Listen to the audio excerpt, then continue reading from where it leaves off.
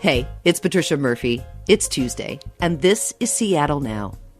President Trump visits Kenosha, Wisconsin today, but he won't be meeting with the family of Jacob Blake.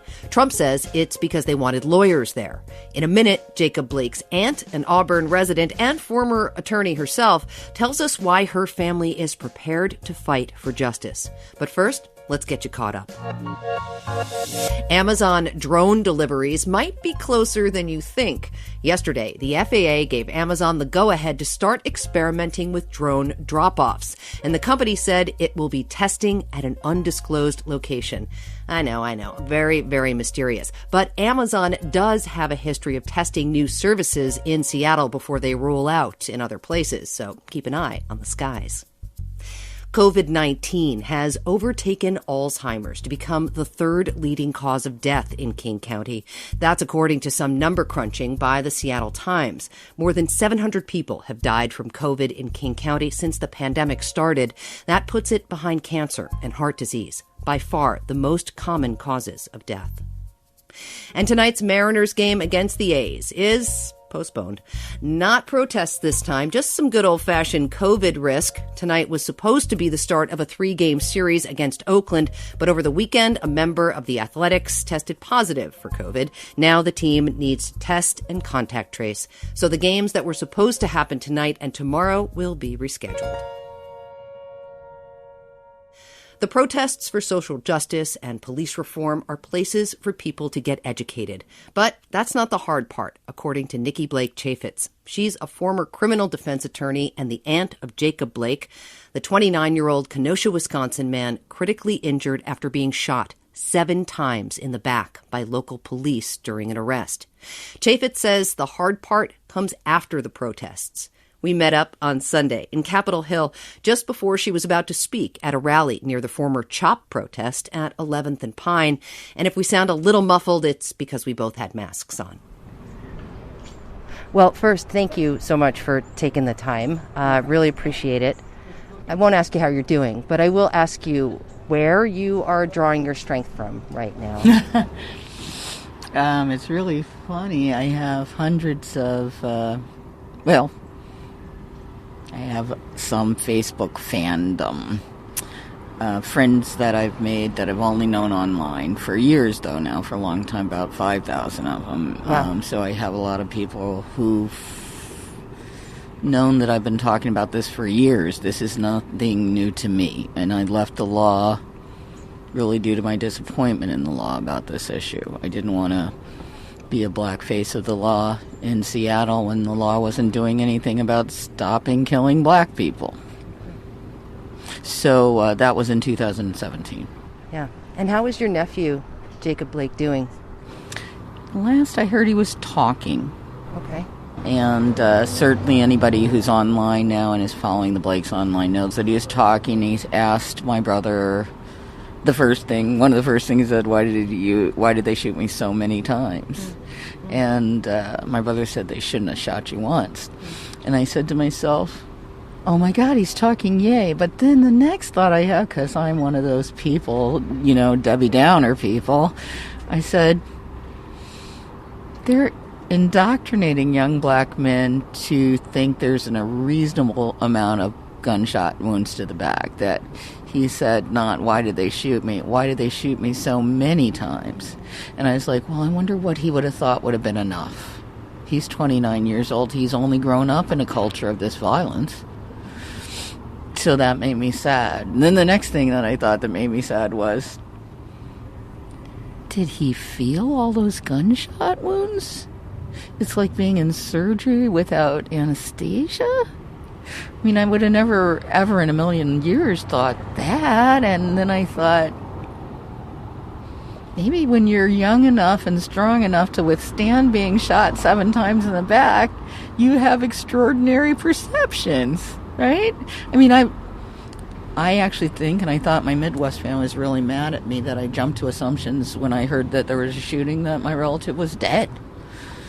So they got mad, and there was some fair amount of drama, I think, with that. But that's how the information came to me.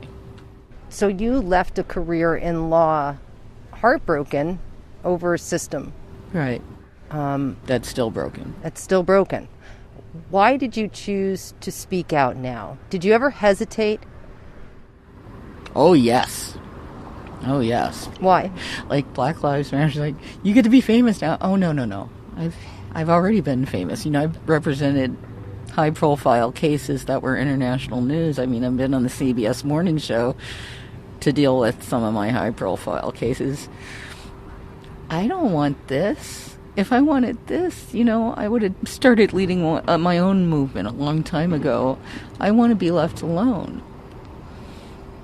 So inevitably, what happened to Jacob will lead back to police discussions around police reform. No, they won't.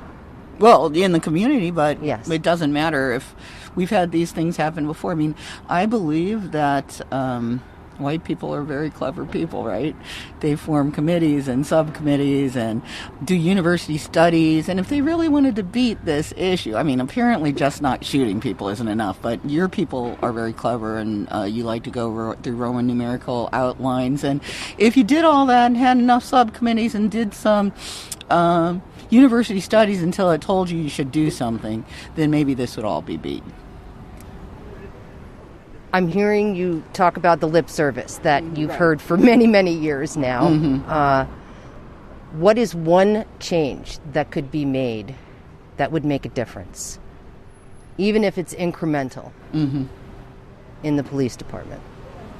There should be a statute, and I do not believe this follows the facts of these cases, but I believe there should probably be a federal statute that says you cannot be a peace officer unless you're body monitor is on, your body camera is on.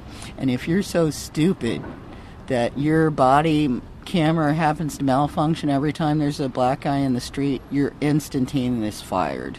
Fired with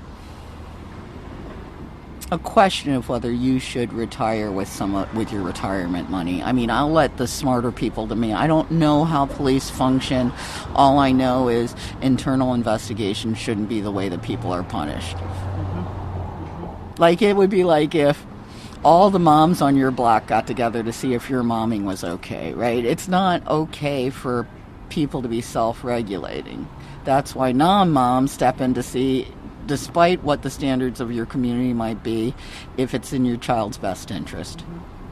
Okay, so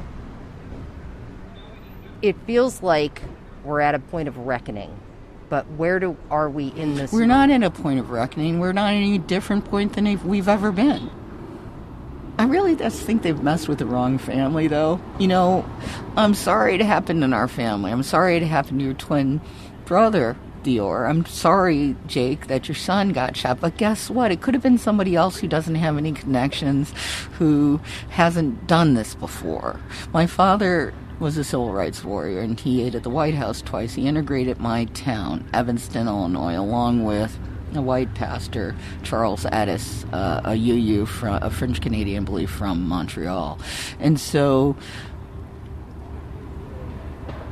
let it come. I mean, this might be the family that puts this all to rest.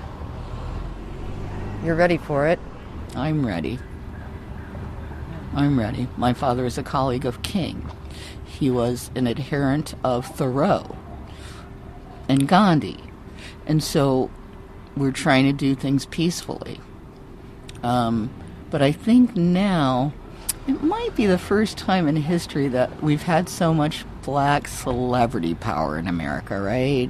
The fact that Mr. Curry made such a powerful statement. It just... Steph Curry? Yes, everything in my heart was spoken by him, I believe.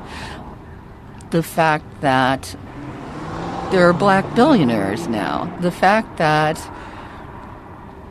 we have people in Hollywood who have their own production companies, that I think this may be the time. This may be the time that we do it. Nikki, thank you so much for taking the time. Really appreciate it. Thank you very much. Hi, I'm Patricia Murphy, host of Seattle Now. Thank you for watching. If you think this work is important and want to support us, subscribe to our channel, leave us a comment, and check out KUOW.org for local news.